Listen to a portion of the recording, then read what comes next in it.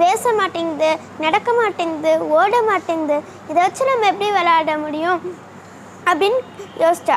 Battery கூட இதுக்கு போட முடியாது அப்படின்னு யோசிச்சா. ஆனால் ஷாலினி அந்த பொம்மையோட மூக்கும் அவளோட மூக்கும் ஒரே மாதிரி இருக்குன்னு நினச்சி எப்போ பார்த்தாலும் அவள் மூக்கு கிட்ட அந்த பொம்மையை வச்சு வச்சு பார்த்துட்டு இருப்பா. அதுக்கு கட்டிந்த சேலையை கூட அவுத்து விட்டுட்டு பார்பி கவுன்லாம் போட்டு விட்டுட்டு இருந்தா. ஆனால் அவளுக்கு அந்த பொம்மை ரொம்ப பிடிச்சி போயிருந்தனால விளையாடவே முடியலனாலும் அந்த பொம்மையை எப்போவுமே அவள் கையிலேயே வச்சுருப்பாள். ஒரு நாள் அவங்க அம்மா ஷாலினி உன் தம்பிக்கு ஹோம்ஒர்க் சொல்லிக்கொடு அப்படின்னு சொன்னாங்க. ஆனால் ஷாலினி சொன்னால் என் ஹோம்ஒர்க்கை நான் தானே செய்கிறேன், அப்போ என் தம்பி ஹோம்ஒர்க்கை அவன் தானே செய்யணும் அப்படின்னு கேட்டா. அதுக்கு அவங்க அம்மாவோ, நீ சின்ன பிள்ளையா இருக்கும்போது நான் தான் உன் கையை பிடிச்சி ஹோம்ஒர்க்லாம் சொல்லி தந்தேன், நீ இப்போ ஹோம்ஒர்க் சொல்லி தந்துட்டுறது அதுக்குள்ளே நான் உனக்கு ஸ்நாக்ஸ் ரெடி பண்ணிட்டு வந்துடுறேன் அப்படின்னு சொன்னாங்க. சரின்னு ஷாலினியும் எதுவுமே பதில் சொல்லாமல் நேராக அவள் தம்பிக்கிட்ட போயிட்டா. அடுத்து தம்பிக்கிட்ட சொன்னால், நான் சொல்ல நீ திரும்பி சொல்லிக்கிட்டே வா அப்படின்னு சொல்லிட்டு அவள் ஏ அப்படின்னு சொன்னான். உடனே தம்பியும் ஏ அப்படின்னு சொன்னான். அடுத்து பி அப்படின்னு சொன்னேன், அவனும் பி அப்படின்னு சொன்னான். இந்த மாதிரி சொல்லிக்கிட்டே வந்தாங்க. அப்போ ஷாலினி ஹெச் அப்படின்னு சொல்லும்போது அவன் தம்பி எச் அப்படின்னு சொன்னான். அதை பார்த்த ஷாலினி எச் இல்லை ஹெச் அப்படின்னு சொன்னேன், திரும்ப வந்து எச் அப்படின்னு சொல்லிட்டான். ஒன்று ஷாலினி சொன்னான் ஹே சொல்லு அப்படின்னோடனே அவனும் ஹேண்ட் சொன்னான். ஹே சொல்லு அப்படின்னோடனே அவனும் ஹே சொன்னான். இச் சொல்லுனோடனே அவனும் இச் சொன்னான். ஹெச் அப்படின்னு சொன்னேன், அவன் திரும்ப எச் அப்படின்னு சொன்னான். இதை பார்த்தோன்னே ஷாலினிக்கு ரொம்ப கோவம் வந்து, நான் ஓங்கி கொட்டேன்னா உன் தலை வீங்கி பேரும் பார்த்துக்கோ அப்படின்னு திட்டினான். இதை பார்த்து தம்பி வந்து ரொம்ப அதுக்குன்னே வெயிட் பண்ணிகிட்டு இருந்த மாதிரி ரொம்ப அழ ஆரம்பிச்சிட்டான். உடனே ஷாலி நீ சொன்னால் இப்படி ரொம்ப அழாத, அப்புறம் எனக்கு தான் அடி விழும், அழாத அப்படின்னு என்னவோ சொல்லி பார்த்துட்டா. ஆனால் அவன் தம்பியோ, அப்படியா நான் அழுதான் உனக்கு அடி விழுமா, இப்போ பாரு அப்படின்னு சொல்லிட்டு இன்னும் கொஞ்சம் அழ ஆரம்பிச்சிட்டான். இதை பார்த்த ஷாலினி ரொம்ப பயந்துட்டு வேகமாக போய் அந்த ரூமோட கதவெல்லாம் பூட்டிட்டான். அடுத்த தம்பி காலெல்லாம் உதச்சி அழுதானா. அப்போ பக்கத்தில் இந்த பாட்டில் சரிஞ்சு அங்கேருந்து தண்ணி ஃபுல்லாக பரவிருச்சு. அப்போ அங்கே மரப்பாச்சி வச்சு பொம்மை வச்சுருந்தா, அதுவும் தண்ணியில் நடந்துருச்சு. அவள் எடுக்க போனப்போ அங்கே ஒரே புகையாக வந்துச்சு, ஒரே புக் அப்படி நிறைய சவுண்டுலாம் வந்துச்சு. அதுக்கப்புறம் அங்கங்கே தீப்பொறிலாம் வந்துச்சு. இதை பார்த்த ஹரி அந்த அவங்க அக்கா கிட்ட போய் மறைஞ்சு ஒளிஞ்சு நின்றுக்கிட்டான். அதுக்கப்புறம் கொஞ்ச நேரம் புகலாம் போனதுக்கப்புறம் அங்கே பார்த்தா உட்கார வச்சுருந்த மரப்பாச்சி பொம்மை நின்றுட்டு இருந்துச்சு, அங்கே இங்கேயும் நடந்துட்டு இருந்துச்சு. இதை பார்த்த ஷாலினியும் ஹரியும் ரொம்ப ஆச்சரியமாயிட்டாங்க. அடுத்து ஐயோ அம்மா அப்படின்னு கத்துறதுக்கு ஐ அப்படின்னு சொல்லும்போதே அது இப்படி கையை நீட்டிச்சு. உடனே அவங்களால எதுவுமே சொல்ல முடியல.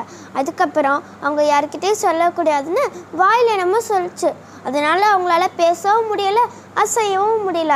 அடுத்து அந்த மரப்பாச்சி பொம்மை சொல்லிச்சு, என்னை பார்த்து நீங்கள் பயப்படாதீங்க, நானும் உங்களை செய்ய மாட்டேன், உங்களை மாதிரி எனக்கும் உயிர் இருக்குது, நான் பேசுவேன், நடப்பேன், ஓடுவேன், அந்த மாதிரி தான், நீங்கள் ஒன்றே நான் பயப்பட வேணாம், யார்கிட்டே என்ன சொல்லித்தராமல் இருந்தீங்கன்னா நான் உங்கள் மேலே போட்டிருக்க இந்த மந்திரக்கட்டை அவுத்து விட்ருவேன் அப்படின்னு சொல்லிச்சு.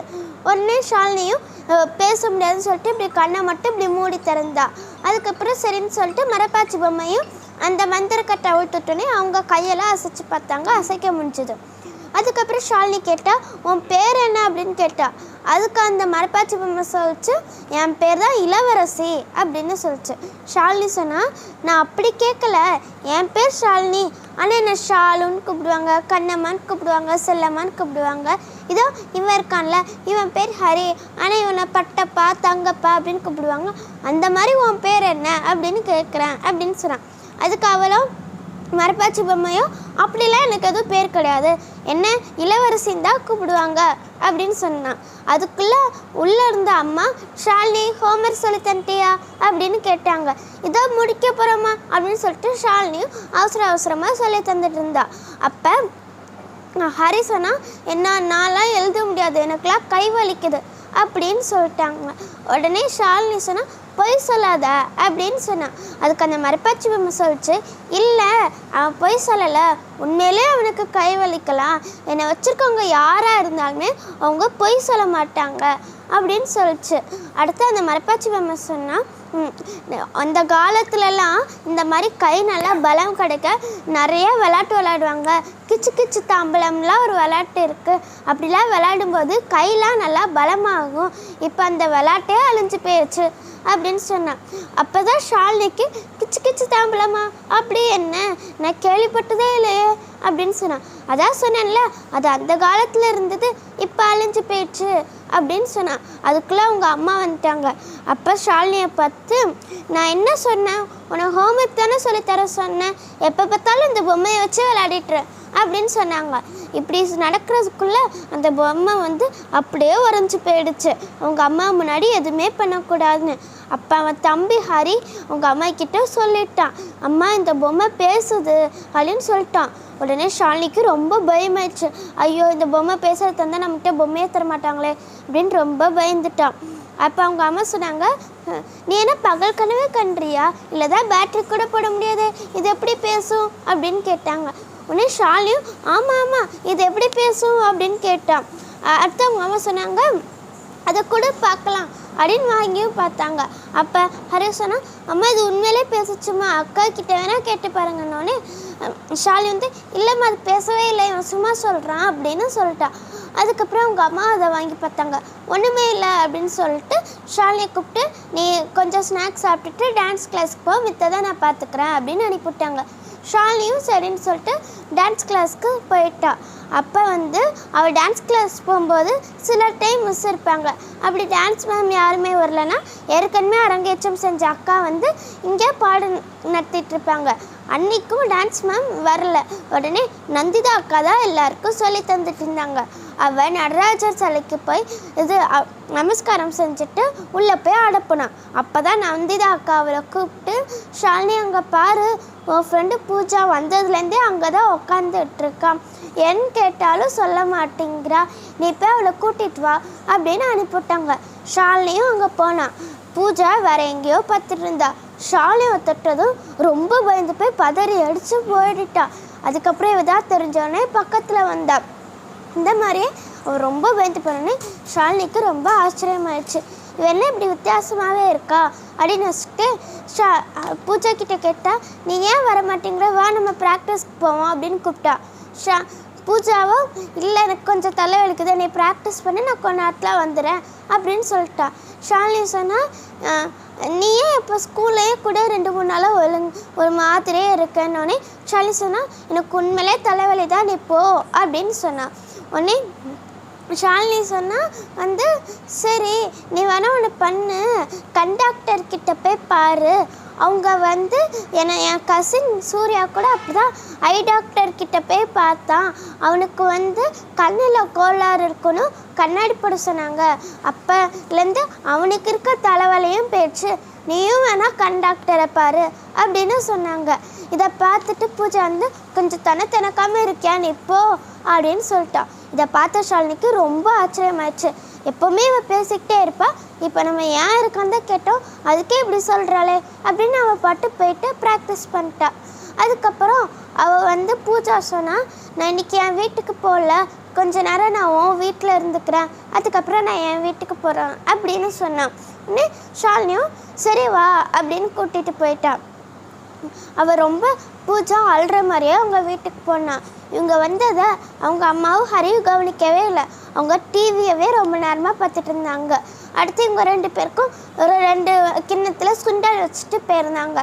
ஷாலினி சொன்னால், இதையாச்சும் சாப்பிடு, இல்லைன்னா இதே அம்மா எனக்கே தந்துடுவாங்க, இதை மட்டுமாச்சும் சாப்பிடு, ஏன் தான் சொல்ல மாட்டேங்கிற அப்படின்னு சொன்னாங்க. உடனே பூஜாவும் சரின்னு சாப்பிட ஆரம்பிச்சிட்டா. அதுக்கப்புறம் ஷாலினி சொன்னால், நீ ஏன் வர வைக்க என்கிட்ட ஒரு மந்திரம் இருக்குது, அதை காட்டினா நீயே ரொம்ப ஆச்சரியப்பட்டுருவ அப்படின்னு சொல்லிட்டு ஷாலினியை பூஜா வேறு ரூமுக்கு கூட்டிகிட்டு போய் அந்த மரப்பாச்சி பொம்மையை எடுத்து அதை முன்னாடி வச்சுட்டு, மரப்பாச்சி பொம்மையே நீ உயிருடன் வா அப்படின்னு சொன்னான். உடனே மரப்பாச்சி பொம்மையும் உயிரோடு வந்துச்சு. அப்போ அதை பார்த்தோன்னே பூஜாவுக்கு ரொம்ப ஆச்சரியமாயிடுச்சு. அதுக்கப்புறம் மரப்பாச்சி பொம்மை கேட்டுச்சு, நீ ஏன் இப்படி சோகமாகவே இருக்க அப்படின்னு கேட்டுச்சு. உடனே பூஜா என்னவோ சொல்ல வந்தவ அப்படியே ரொம்ப அழ ஆரம்பிச்சிட்டா. அதுக்கப்புறம் 2 பேரும் கேட்டோன்னே அவள் சொன்னான், என்னோடய அம்மா அப்பா வேலைக்கு போயிருந்தாங்கன்னா நான் கீழ் வீட்டில் உள்ள தாத்தா பாட்டி விட்டு போவேன், ஆனால் அங்கே ரொம்ப கெட்டவங்க அப்படின்னு சொன்னேன். உடனே வந்து அந்த ஷாலினி கேட்டால், ஏன்னா அவங்க கெட்டவங்களா, எப்போவுமே அவங்க ரொம்ப நல்லவங்க, அவங்க வீட்டுக்கு போவேன்னு சொல்லணுன்னே அந்த பாட்டி இல்லை, அந்த தாத்தா தான். அந்த தாத்தா என்னை கூப்பிட்டு மடியில் உட்கார வச்சுட்டு இங்கெல்லாம் தொடுவாங்க. எனக்கு பிடிக்கலன்னு சொன்னாலும் விட மாட்டாங்க. நான் அம்மா அப்பா கிட்டலாம் சொல்லலைன்னா என்னை அப்படியே வீட்டில் ரூமில் போட்டு அடைச்சி வச்சுருவாங்களாம். ஸ்கூலுக்கு விட மாட்டாங்களாம். போலீஸ்கிட்டலாம் பிடிச்சி கொடுத்து ஜெயிலில் போட்டுருவாங்களாம் அப்படின்னு சொன்னான். இதை பார்த்து மரப்பாச்சி பொம்மை சொல்லிச்சு, ஐயோ அங்கெல்லாம் ஏன் தொடுறாங்க, நீ எதுவும் சொல்லிடலாம் தரமாட்டேன்னு கேட்டாங்க. உடனே பூஜா சொன்னேன், அதான் அவங்க வந்து ரூமில் அடைச்சி போட்டுருவாங்கன்னு சொன்னாங்களே, அப்போ எப்படி நான் அம்மா அப்பா கிட்ட சொல்ல முடியும் அப்படின்னு கேட்டா. உடனே மரப்பாச்சி பொம்மை சொல்லிச்சு, ஃபஸ்ட்டு நான் உங்ககிட்ட 2 கொஸ்டின் கேட்குறேன். நம்ம ட்ரெஸ் போடுறதுல 2 வகை உண்டு, அது என்னன்னு தெரியுமா அப்படின்னு கேட்டுச்சு. நீ ஷாலினி பூஜாவும் தெரிலையே அப்படின்னு சொன்னாங்க. அடுத்து மரப்பாச்சி பொம்மை சொல்லிச்சு, நம்ம ட்ரெஸ் போடுறத உள்ளாடை வெளியாடை அப்படின்னு 2 இது போடுவோம். அல்ல நம்ம உள்ளாடை போடுற இடத்துலலாம் யாரையும் இது தொடவோ பார்க்கவோ விடக்கூடாது. ஒருவேளை நம்மளை குளிப்பாட்டும் போது அம்மா வேணால் தொடலாம், மற்றபடி நம்ம யார்கிட்டையும் அந்த பகுதியை காமிக்கவோ அவங்கள தொடவோ அப்படி விடக்கூடாது. அப்படி அவங்க ஏதாச்சும் பண்ணாங்கன்னா எனக்கு ஹெல்ப் பண்ணுங்க, என்னை காப்பாற்றுங்க அப்படின்னு சத்தமாக கத்தணும். கையில் ஏதாச்சும் ஆயுதம் இருந்துச்சுன்னா அதாச்சும் அவங்கள தாக்கிட்டு நம்ம ஓடி போயிடணும் அப்படின்னு சொல்லிச்சு. இதை கேட்டு பூஜா சரி அப்படின்னு சொல்லிக்கிட்டான். ஆனால் அவளுக்கு வீட்டுக்கு போக ரொம்ப பயமாக இருந்துச்சு. அதுக்கப்புறம் ஷாலினி சொன்னால், நீ வந்து என்னோடய பொம்மையை நீ எடுத்துகிட்டு போய்க்கோ, அப்போ உனக்கு கொஞ்சம் தைரியமாக இருக்கும்.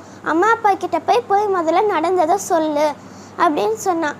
இதை கேட்டு பூஜாவும் சரின்னு சொல்லிட்டு மரப்பாச்சி பொம்மையை எடுத்துகிட்டு அவங்க வீட்டுக்கு போனான். ஆனால் வீட்டுக்கு போகிறப்பயே தெரிஞ்சது பூஜாவோட அம்மா அவன் மேலே ரொம்ப கோபமாக இருக்காங்க.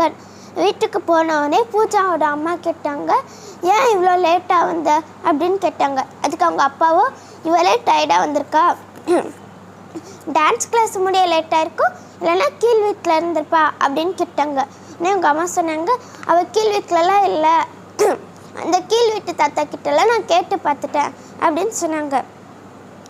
உடனே பூஜா கிட்ட, அப்படியா அப்போ நீ எங்கே போன அப்படின்னு கேட்டோன்னே பூஜா சொன்னேன், நான் ஷாலினி வீட்டுக்கு போயிட்டேன் அப்படின்னு சொன்னான்.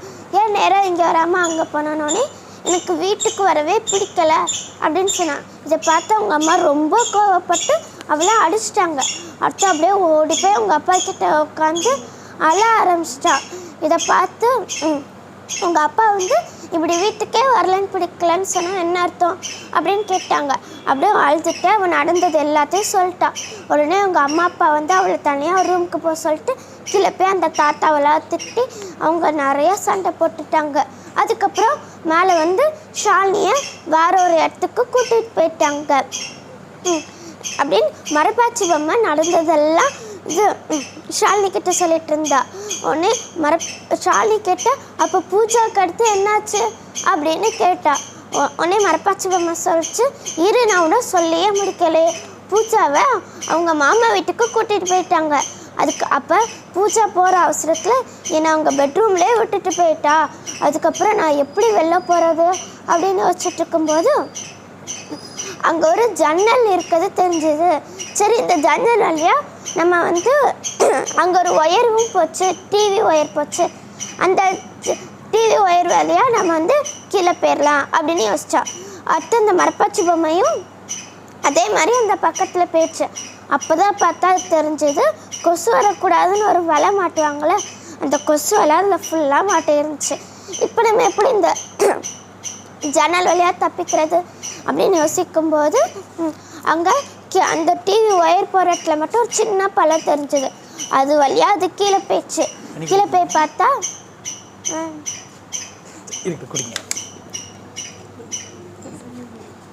கீழே போய் பார்த்தா அங்கே வந்து அங்கே தாத்தாவும் பாட்டியும் சண்டை போட்டுட்டு இருந்தாங்க.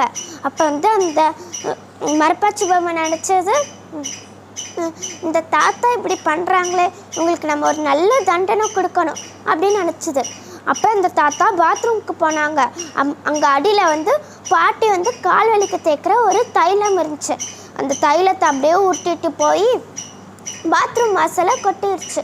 அப்போ தாத்தா பாத்ரூம் போயிட்டு வரும்போது அப்படியே வலிக்கி விழுந்துட்டாங்க. இதை மரப்பாச்சி பொம்மை ஷாலினி கிட்ட சொல்லிச்சு. அவனே ஷாலி சொன்னான், நீ ஒரு நல்ல தண்டனை தான் கொடுத்துருக்க அப்படின்னு சொன்னான். அடுத்த நாள் அவங்க ஸ்கூலுக்கு போய் பார்த்தா ஸ்கூலுக்கு பூஜாவே வரல. உடனே ஷாலினிக்கு ரொம்ப பயமாயிடுச்சு. ஐயோ, அந்த தாத்தா சொன்னது ரொம்ப உண்மையோ, அவளை வீட்டிலே அடித்து போட்டுருவாங்களோ, ஸ்கூலுக்கே அனுப்ப மாட்டாங்களோன்னு யோசிச்சான். அதுக்கப்புறம் இன்டர்வல் அப்போ பூஜா ஸ்கூலுக்கு வந்துட்டா. அதுக்கப்புறம் பூஜா கிட்டே நடந்ததெல்லாம் சொல்லி 2 பேரும் சொன்னாங்க. அதுக்கப்புறம் பூஜா கிட்டே சொன்னால், இனிமேல் நீ எது நடந்தாலும் அம்மா அப்பா கிட்ட ஷேர் பண்ணு அப்படின்னு சொன்னான். அனைவருக்கும் நன்றி. ரொம்ப அடர்த்தியான கதை, அது ரொம்ப முக்கியமான கதையும் கூட. ரொம்ப எளிமையாக டக்குன்னு சொல்கிற மாதிரி பாப்பா சொல்லி முடிச்சிட்டாங்க. இந்த மாதிரி கதைகள் குழந்தைகள் நிச்சயமாக கேட்கணும் அப்படின்னு சொல்லிக்கிறோம். இந்த மாதிரி கதை சொல்லிகளும் குழந்தை கதை சொல்லிகளும் நிச்சயமாக நம்ம இயக்கத்துக்கெல்லாம் தேவை. பாப்பா குழலிக்கு ரொம்ப நன்றி.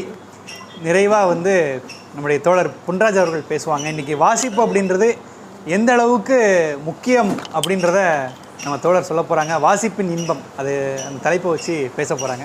வாங்க.